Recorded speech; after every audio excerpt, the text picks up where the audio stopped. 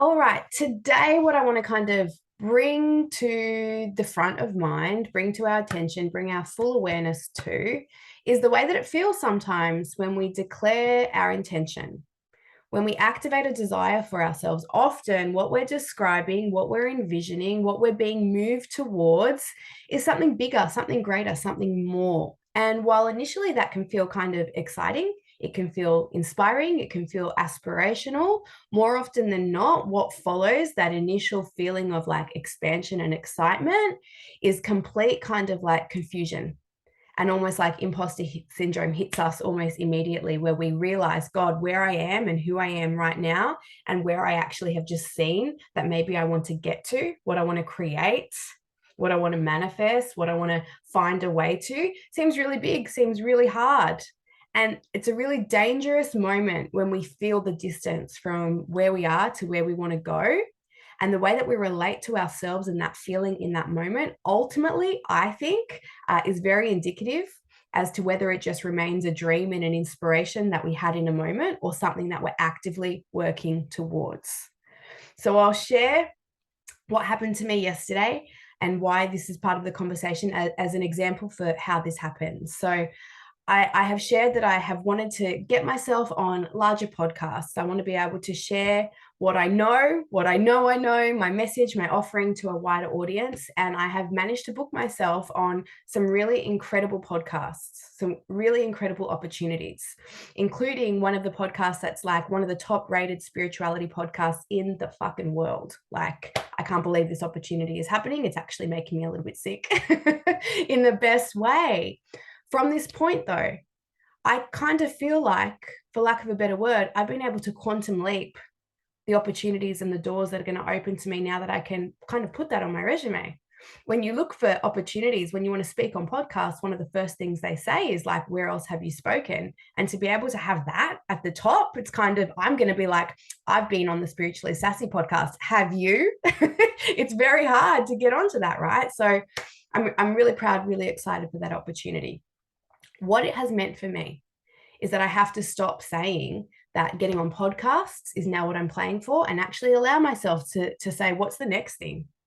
What was the point of doing that? What do you actually want for yourself? And I have to, have these really real conversations within myself about what it's actually all about, because it's not just been about getting on podcasts, right? What it actually is for me is that my ultimate desire is to become a keynote speaker, and to take my message and to take whatever it is that I feel like I want to communicate and share, and to be, the initial speaker at wellness conferences, and to be doing all of that, to be really activating, inspiring really large audiences. This is what I want for myself. And so I felt into that yesterday after I felt the excitement of booking this podcast, and everything kind of felt like, oh my God, expansive, available, whatever, really exciting. I felt into the energy of like, this is what I'm going to do. I want this for myself. And then I sat and I was like, I don't even know how you become a keynote speaker. I don't know how that happens. And I went to Google, which is sometimes the worst thing we can do. We step out of feeling and we go to intellectualize, we go to information. And I typed in like Keynote Speaker Australia, and this website came up, and it had all the big names, that could be booked for keynote speakers. There's companies that, you can register with, and they book keynote speakers. And it was all like all these celebrities, all these big names, all this way out of my kind of like reality. And I felt this big, and I felt silly for dreaming like that. And I felt, I don't know how I'm ever going to be able to be in the same arena as these people. And I started talking myself out of it. I started feeling like it was silly. All of that started to happen, and I caught myself in that moment. Right. And I realized that feeling, the imposter syndrome, the smallness, the not knowing how, the confusion, all of that is something that I'm going to have to actively choose for myself for the next part of this journey, for the next progression.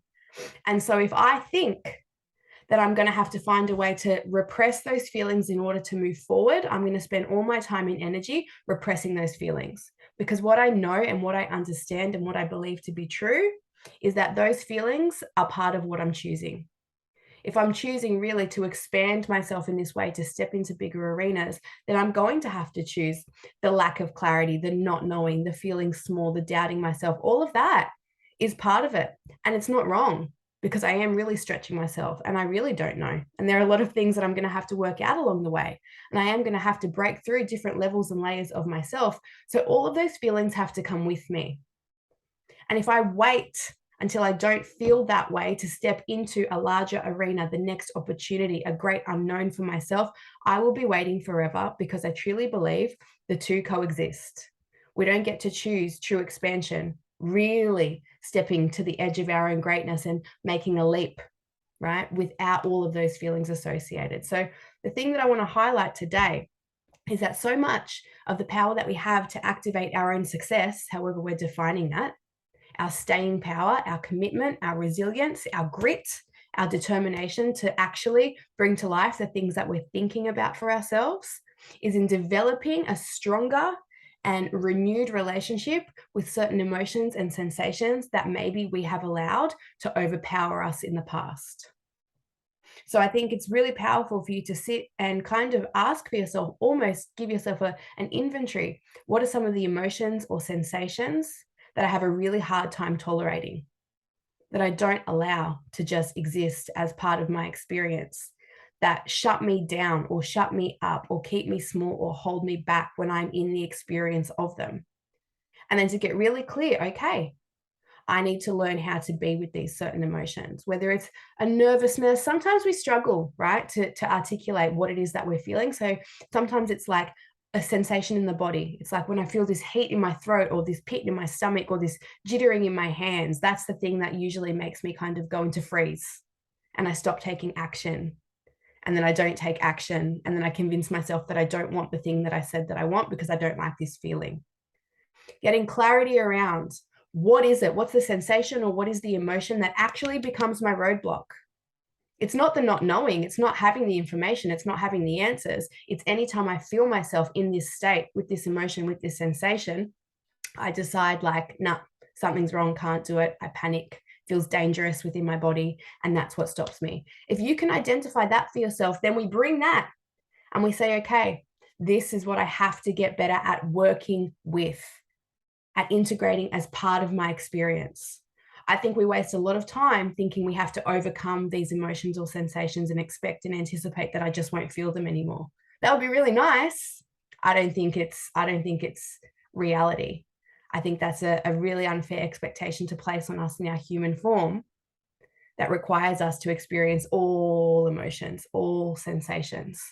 And really, I think the people that end up ultimately manifesting what they want for themselves are the people that have learned to tolerate and build a resilience around being with certain emotions and sensations. So that's what I want to bring forward to you. If you've been thinking that the next thing isn't available to you because you're feeling fearful or nervous or doubtful or whatever it is, however you relate to it, and that's what stops you because you think, I have to work out how not to feel that way so I can move forward, I want you to see if you can reframe it and ask yourself, how can I just get more tolerant to the experience of those feelings so that I can move forward with them? Second point that I wanted to bring up is when we're experiencing certain sensations and emotions within the body, right? Quite often what we do is begin to think thoughts that try and narrate that feeling. Excuse me. We try and, let me just get rid of Facebook because it's going to keep ringing. 1 second, my loves. My mum has just got back from overseas, so she's probably going to keep calling me. Where am I going with this? Yes, certain sensations, emotions in the body will produce certain thought forms, and our thoughts will continue to just populate themselves. So once we have a certain thought, right, that is going to kind of question the integrity of our commitment, of our alignment, of the audacity that we have to believe for more for ourselves, it becomes really dangerous because those thoughts populate more thoughts. And sooner or later, we don't just have one narration, we have a whole story. We have chapters of story around why we can't do the thing that we say that we want to do. And so a very useful prompt, and I'm pretty sure this comes from Abraham Hicks' teaching. I can't remember. I've integrated it for so long, but it sounds very Abraham Hicks to me, is that when we're noticing that we're thinking something, which is a powerful awareness to have in itself, because sometimes we're just thinking our own thoughts and we're not in the awareness that, oh, I'm thinking these things right now.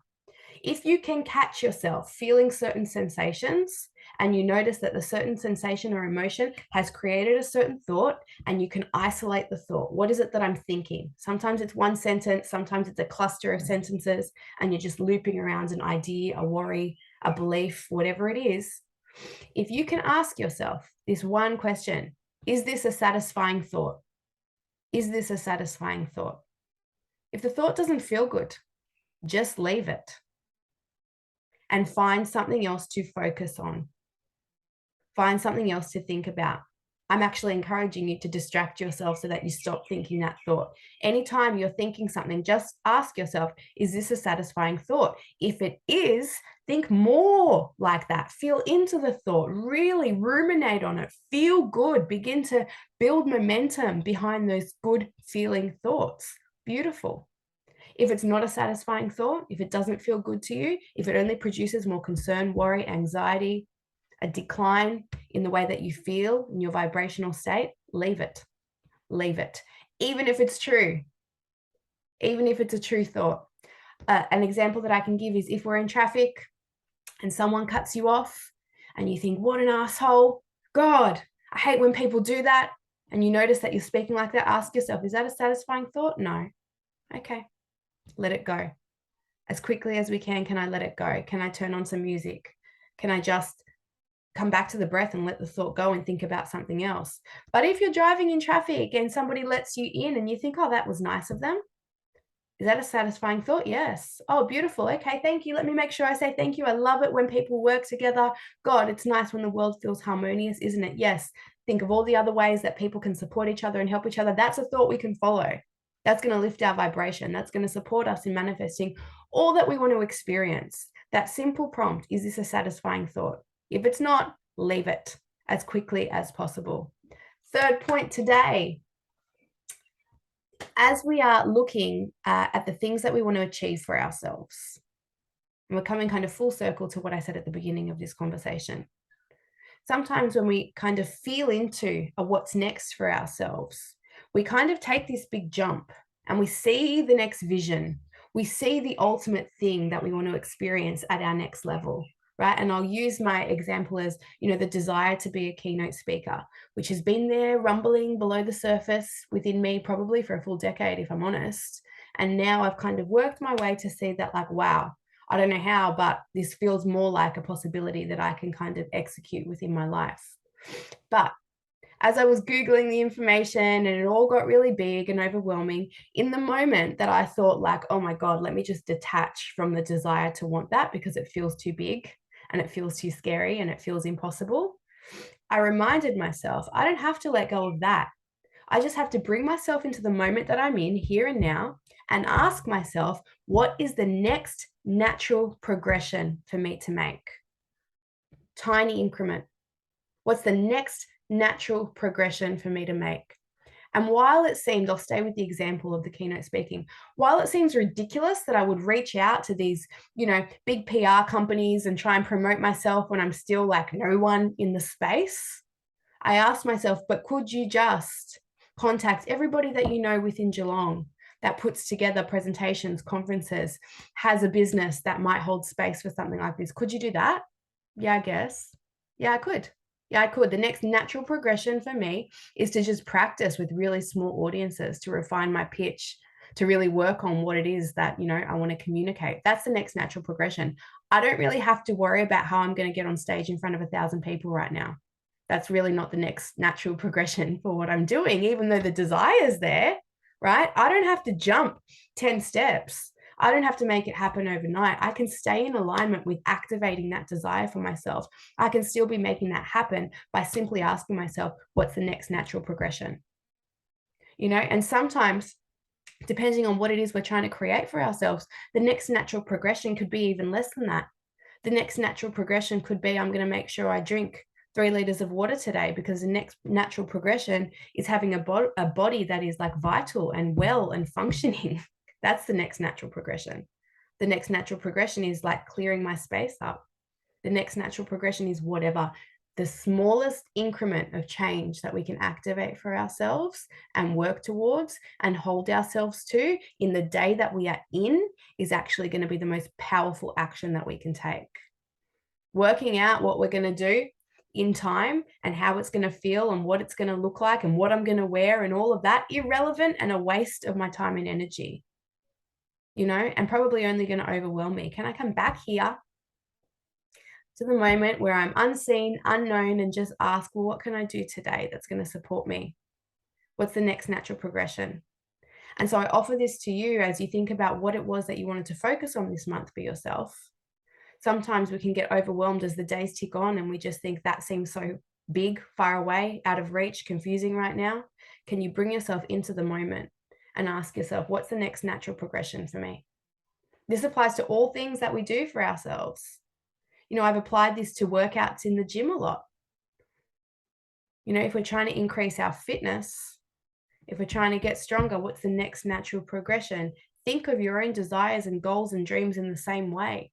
If I'm trying to lift heavier weight in the gym, I don't go whacking 50 kilos on straight away. The next natural progression usually is going to be a kilo. That's it. That's just a little more, a little more, a little more. Can we do the same within ourselves, our own self-belief, the way that we're speaking to ourselves, communicating with ourselves, the way we're searching for support, the way we're reaching out and activating those desires? What's the next natural progression? And can I be so satisfied with the smallest application of my effort, knowing that tiny increment is so important, and that over time, if I build momentum with those tiny increments day by day by day by day by day, I get there, right? I never get there if I just sit from where I am and look at the distance from where I am to where I want to go and nothing changes. All right, my loves. I hope you have heard something in this for you today. I hope something has landed. If not today, I hope some seeds have been planted. The soil has been tended to. Something is kind of, cultivating in there for you. And I look forward to hearing what you've heard in this for yourself.